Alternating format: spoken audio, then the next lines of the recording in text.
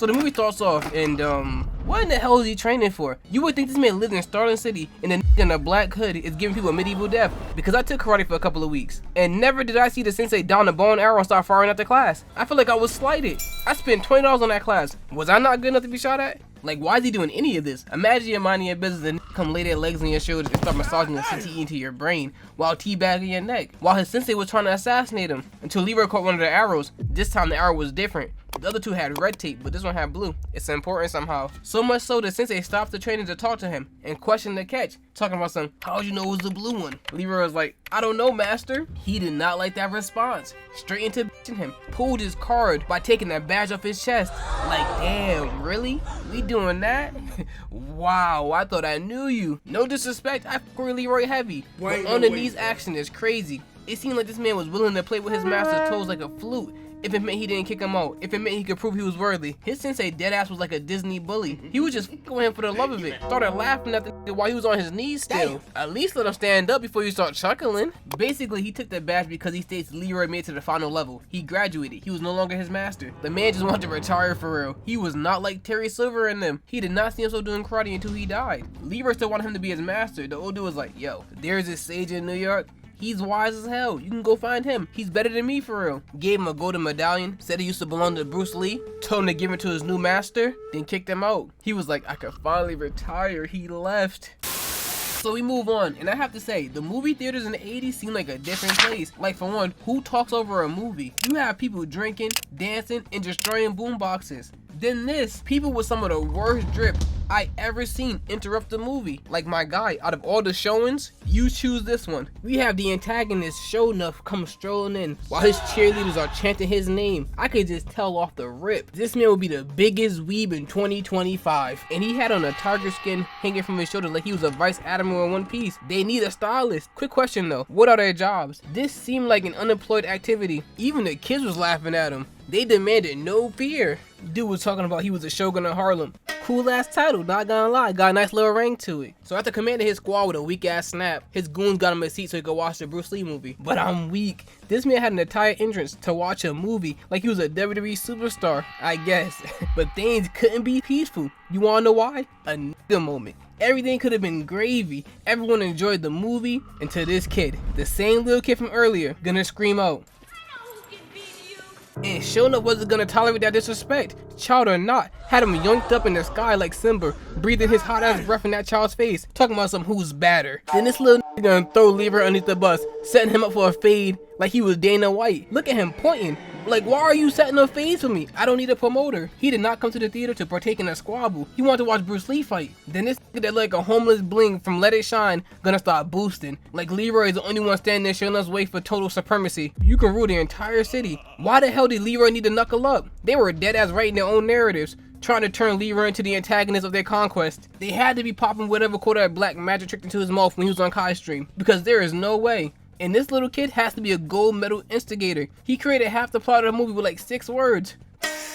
Leroy was just enjoying the movie, not knowing he was caught in a massive plot of someone else's delusions. And boy, I tell you, this nigga SHO'NUFF was trying to act tough, and his presence was just depleting. Bad enough his crew and his fit was ass, so he didn't have much to begin with. But trying to make someone flinch while they sitting there just smacking on popcorn in your face, no care in the world, tough. And this man Leroy is using chopsticks to eat popcorn. He has to be playing. Deadass popped one in his mouth while SHO'NUFF was giving his speech. So apparently his beef been stewing. SHO'NUFF was talking about something. He was already itching to squabble against Leroy for a minute, and he started wigging. Apparently he didn't like the fact Leroy's name was buzzing in the streets. He's just a hater. That's what I'm getting from this speech. Leroy countered with his own fortune cookie dialogue. But pause. Is this nigga's job? Dick riding? Like SHO'NUFF say one thing, then looks, and he starts chuckling like Tickle Me Elmo. Was it that hard to get a job in the 80s? Niggas had to rely on dick riding? No shame. Like, listen to his laugh. Even he didn't believe his own chuckle. Man's like a DBZ dub. So SHO'NUFF was ready to squabble, started posting and everything, until you hear someone in the back say, "Why don't you sit down and shut up? Why don't you sit down and shut up?" You seen how tight he became when a child spoke. You know damn well what's about to come. Then the camera pans to these two. One of them was wearing a two-tone tunic but in an extra small. That man got that shirt from Victoria's Secrets. Why didn't he keep his jacket on and keep that shirt a secret? Following his friend was leading him down a road to Ass-Beaten Boulevard. And tell me he doesn't like an Arabic Ron Simmons, the reject APA. SHO'NUFF had to prove himself. He said anyone stepped to him for the fun of it. He came for entertainment regardless, whether it be the movie or tossing knuckles. And someone who didn't even say anything stood up first, mad as hell, tossing his $6 popcorn on the floor. At least put on the seat next to you for a snack after the squabble. Oh my god, he got me so tight. Standing up and accepting the squabble to do this. He didn't even know how to punch. He just moved his arm straight into cosplaying a drumstick as SHO'NUFF used his head to make a beat. Put this man in prison. He was too happy to be committing attempted murder and ripped this man's hair from his head, blowing it like it was a dandelion. I just know what he wished for. A squabble with Leroy. Used this man's shoulder as a step stool, taking center stage, and he still wasn't done. A nice helping of CTE for the road. He wasted his popcorn, tossed out a sorry ass punch, had his face rearranged, hair took and shoulder broke. Why did he stand up? Why did he stand up? And the APA just arrived, talking all that sweet to just arrive? Man was already deceased. It's Black History Month, and this is what you do. He hopped on the stage just to get kicked off the stage. No more fighting, that's all he could do. And APA didn't even make it on the stage. I think both of them were taken down with one kick. Dang. All that while Leroy just called it a day and was heading out. He was not getting sucked into a nigga moment. He was good. He's just like me for real. I'm gone. I don't need to fight you, especially for free. Offer me something. How about respect? That's not gonna pay my rent, nigga. Give me some dividends. Little dinero. But the squabble was far from over. This man came and got himself a free hit, putting a score on the board. But that's it. SHO'NUFF got up, caught his kick, and hit him with an ankle lock. Then, turned it to Mike Tyson? Started snacking on this man's Achilles tendon. I'm definitely with Leroy. Let's bounce. This nigga freaky. He couldn't be that mad.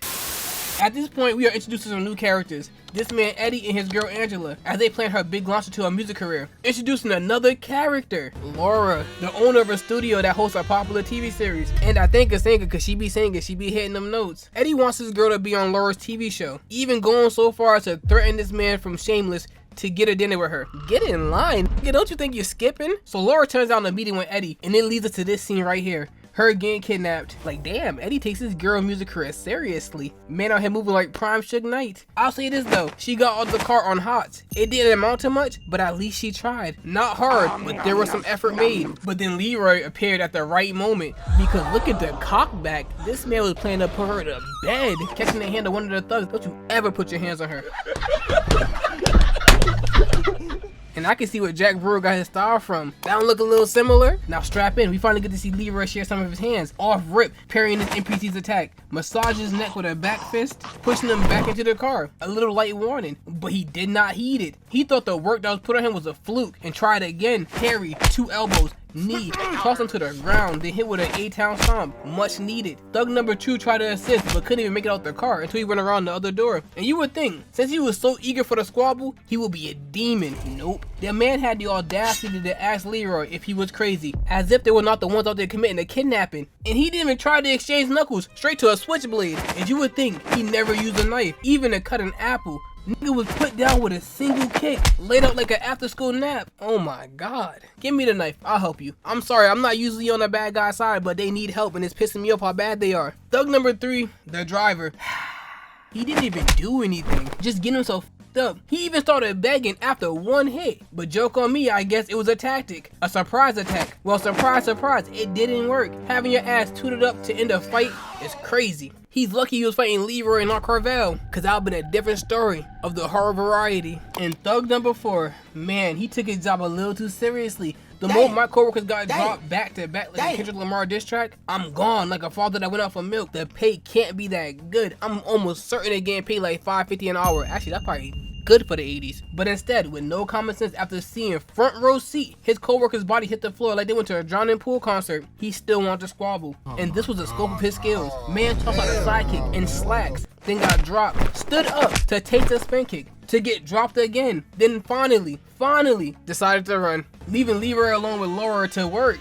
And the cab had to be his wingman, as it appeared out of nowhere like his own personal chariot. But then he dipped. I thought he was putting the moves on, but he was gone. Man loves Bruce Lee, but he was in his Batman bag for real. So the thugs went back to Eddie lying about getting beat up by big black guys. It was one man. Y'all just sorry. But Eddie was not done. So before the cameraman went to a different scene, this man Eddie told his goons to try again.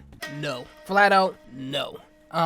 Good. So we move on to a scene with Leroy at his dojo teaching his students when SHO'NUFF arrived to try to fight Leroy. He is still mad? Like, having another man live rent free in your mind like a squatter is crazy, but Leroy ended up refusing to fight him, kissing SHO'NUFF's Converse before getting kicked in the face. Oh man. I respect you, Leroy, I do. But let me be an A1 fighter. I'm fucking everybody up. I'll be the true definition of a crash out. True definition. But that's not important. None of these have jobs for real. This scene confirmed it. Because how are they able to follow this man SHO'NUFF around town? Is he giving out livable wages? And why the random ass cheetah print on the red?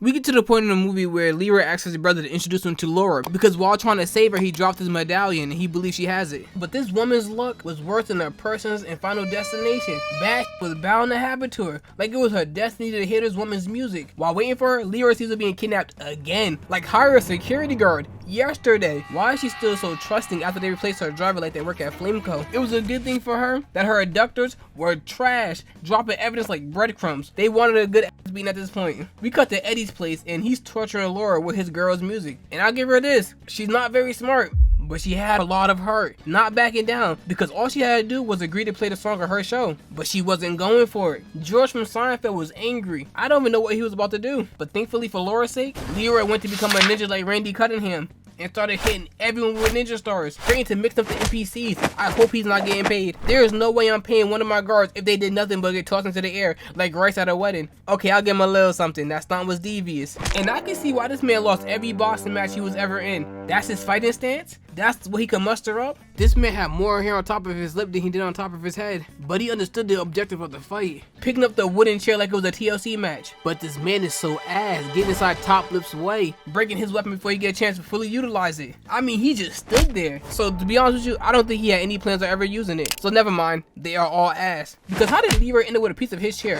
using it against him like he was Nick Cannon on a drum line? And why? He knew he couldn't squabble. Tossing out a random ass sidekick was asking to be handled like this. Day would be disappointed. That was not a top flight security performance. I don't know why Eddie was calling the other NPCs bums, like he could do better. I know he hired them to squabble, but look at him, he's too cocky to be just the same amount of ass as the rest of his team. But Leroy lost his secret identity with no effort, my guy.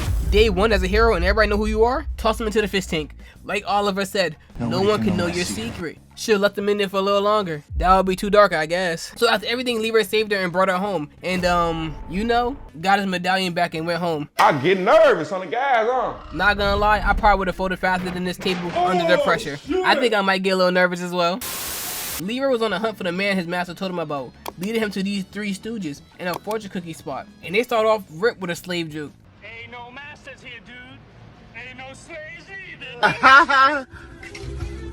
Like my guy, I just got here. Then they even stole his straw hat from him. That's really all that happened. We move on. This nigga SHO'NUFF was more thirsty for a taste of Leroy than Laura. Like my guy, it gets to a point of obsession. Mariah Carey was making songs about niggas like him. Enough with the riding. This man pulled up to Leroy's parent shop and started destroying stuff, looking for Leroy. But 1 second, his fit's getting a little better every time I see him. Now the cheetah print is starting to flow with the get up. I like it. It's just the Piccolo shoulders that's getting me. Like, are you trying to squabble or play tight end? I'm confused. But one thing I can tell you, Leroy's mother was on go, ready to sprint with this cosplayer. Even his brother was tossing the trash like Jamal, but not backing down. Everybody in the family had balls of steel, but this part is funny as hell.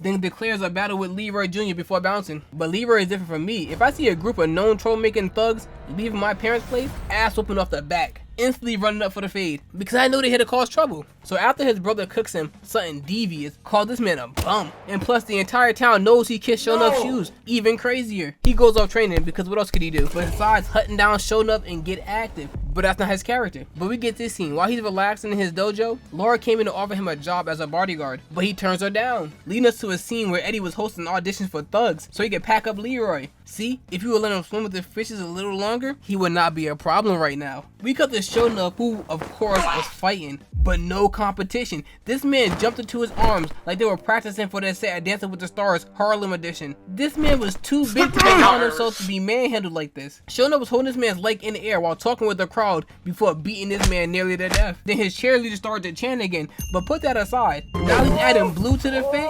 What are we doing? I know this movie's older than me, but I know they're doing this to piss me off. Have to be. I don't remember his fits having this many colors the last time I watched this movie. Anyway, Eddie was still looking for people to kill Leroy, like he didn't just hire mad people last scene, but his target this time was SHO'NUFF. But this man's obsession is going too far. He turned down a briefcase full of money to say he want to squabble with Leroy for the free ski. Hell no. A little bit of dividends would never hurt. Guess who's back with Laura? Hey, I can't blame him. Because he wants her to teach him some moves. You get what I'm saying? Before there was Netflix and chilling, I guess they had Bruce Lee and kicking it. I don't know, because Laura tried to set the mood with a little bit of Bruce Lee and some music, and it worked in her favor because this happened. But because of the movie, Leroy had an epiphany about how he could see the master at the fortune cookie place and dipped out on Laura, leading to her being kidnapped again. But 2 kidnapping attempts made against you and you don't call the police at least once is wild. So at this point, Angela goes to warn Leroy that Eddie kidnapped Laura, while Leroy was hanging out with these 3 stooges playing hopscotch, until he started wigging to meet the master, who turned out to be nothing but an old ass PC. And Leroy went to his master, who was packing up. I told you, this nigga just wants to retire. He sent this man on a mission so he can dip. So Leroy went back to the dojo where he learned Eddie went after Laura again, and he instantly went to put in the work. Back inside his ninja getup and armed with some ninja tools, he snuck into a trap. Eddie really thinks he is Suge Knight. Had Leroy surrounded, ready to put this man 6 feet deep, all for a music video of a girl that left him. They started with the shits. The first 2 ran up and got done up at the same exact time. I am not paying them. You said you were good. In fact, I think he dropped 3 of them. Then he started dropping all of them with a single kick each. Imagine you paying to get a cosplay as Sonic when he's supposed to be fighting. None of them was a challenge. They real deal lined up at the audition to get that ass beat. And the goon up top was the only smart one. He knew he couldn't squabble with him, so he took out his problem solver and tried to divide Leroy in half with it. Until Eddie took it from him, had me scratching my head like, you don't want him dead? Man told me trying to put on a show. He spent too much money to end it that quickly. I guess. More people pulled up, and it was just as much ass as the last batch until one showed up and did a little something different. With the slowest dodge I think I ever witnessed, weaved Leroy's weapon and just lifted him up, hitting him with a body slam before treating his nunchuck like a blizzy. You hungry bitch, that is hand carved wood. I don't know if Leroy can replace it, but in front of my very eyes, Leroy returned into the very bums he was fighting, swung at the big man only to be body slammed once more, then beat with a chain and stomped on. That was until his students came in clutch, saving his life because he was getting the beats put on him by the big boy like his name was Dre. But before I skip to the final fight, this little kid was putting in some work.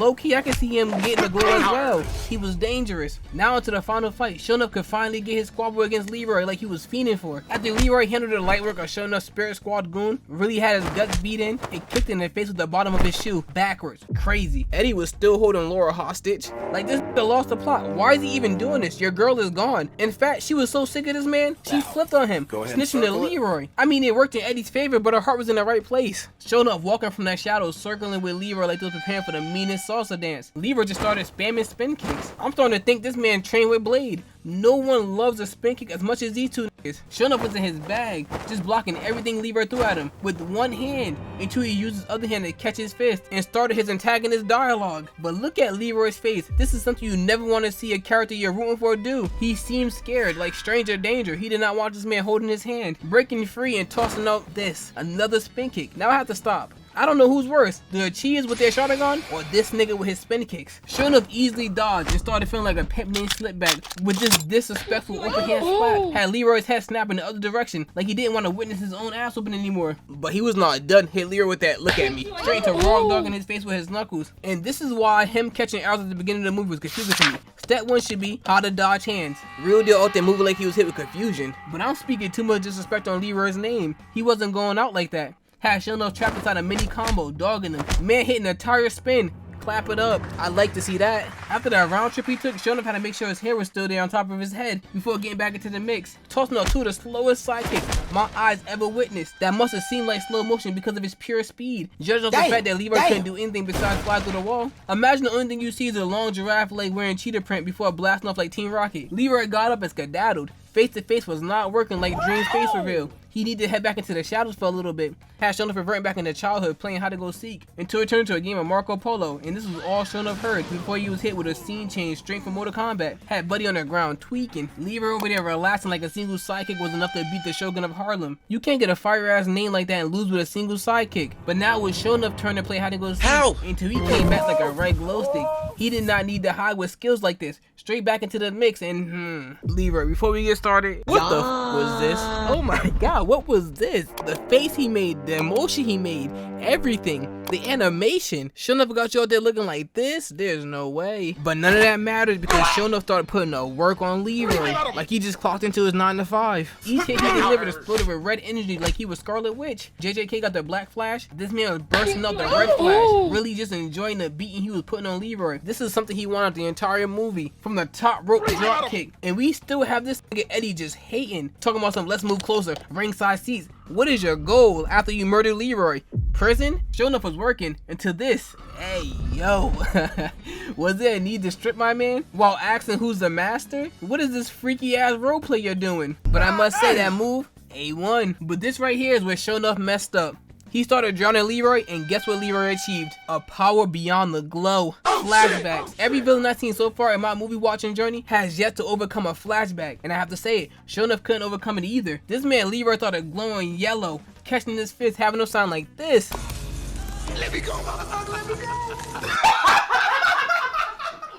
That's the sound of victory if I ever heard it. Leroy's dub was all in the bag. With him moving like this and Shownuff power over there needing the blue chew, I never knew you can get glow impotence. And the beat he put on Shownuff turned the movie into an episode of Power Rangers real quick. Sparks and shit was flying out. Look, Shownuff was begging for him to stop. Hands held up, like I surrendered. Too late. You wanted this more than Christian wanted one more match. Leroy had this man on his ass, breathing mad heavy like he was having contractions. Take it easy. Breathe slowly. The ass whip was almost done. He was flipped on his back like a number 2 combo from McDonald's. Look how happy Leroy was to hit that sidekick. 3-point kicking him into the water. Damn. He is not a master. Eddie rounded the corner, blick in hand. What is your goal? Music? Murder? But I'm not gonna lie. He said a hard ass line. See, a 45 will put an end to all this kung fu crap. Yes, sir. This nigga spitting. Before booming him, leaving 2 witnesses. Again, one more time. What is your goal? But you know Leroy had his flashback song. There's nothing he couldn't do. Eddie walked over to him, and damn, the bullet he shot in between Leroy's teeth. But instead of murking him, Leroy decided to be Batman and hung him up like an ornament before disappearing. I guess that's one way to do it. I mean, he had to leave. He had to go freshen up. I can't blame him. Look, you gotta get clean. Anyway, if you enjoyed the video, stay tuned until next time. Take care.